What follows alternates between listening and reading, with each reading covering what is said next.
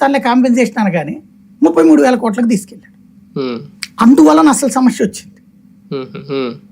అప్పుడు ఆ మాట అన్నాక నేను వదిలేస్తానని చెప్పడానికి లేదు. రెండోది ఇప్పుడు ఇక్కడ ఇట్లా ఇచ్చినట్టు ఇచ్చేస్తే దేశవ్యాప్తంగా ఉన్నటువంటి జాతీయ ప్రాజెక్టులకు అదే సమస్య వస్తుంది. ఇంకోటి ఇప్పుడు కర్ణాటకలో అది ఒకటే తీశారు, దానికైనా వాళ్ళు ఇస్తుంది 5,000 కోట్లే. ప్రాక్టికల్ గా ఇప్పుడు కావాల్సింది ఏంటంటే వీళ్ళిద్దరి మధ్యన సమన్వయం కావాలి. ఓకే, ఇక మళ్ళీ ఈ తతంగం అంతా వద్దు. ఇప్పటికీ 70,000 కోట్లకు వచ్చేసింది ఇప్పుడు ప్రాజెక్ట్ కాస్ట్ 55 నుంచి. ఇప్పుడు ఒక 20,000 కోట్లు ఇచ్చింది కేంద్రం. కాబట్టి మిగతా 50,000 కోట్లు ఇచ్చేస్తాం, ఏడాదికి 10,000 కోట్లు ఇస్తాం అని క్లియర్ గా కేంద్రం చెప్పాలి. అప్పుడు సొల్యూషన్ ఉంటుంది.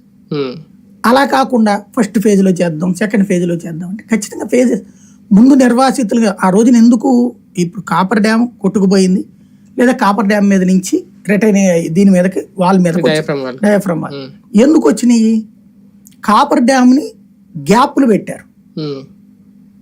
ప్రాక్టికల్ గా అది నిజం, ఒప్పుకుంటా తెలుగుదేశం అయినా. ఎందుకు పెట్టింది?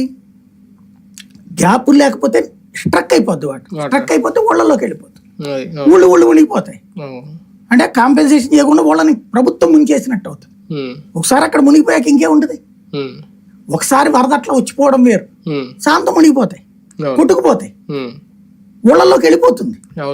ఇప్పుడు మీరు ఎప్పుడన్నా నేను చూసా, ఒక పోతిరెడ్డిపాడు దగ్గర రివర్స్ ఇది ఉంటుంది,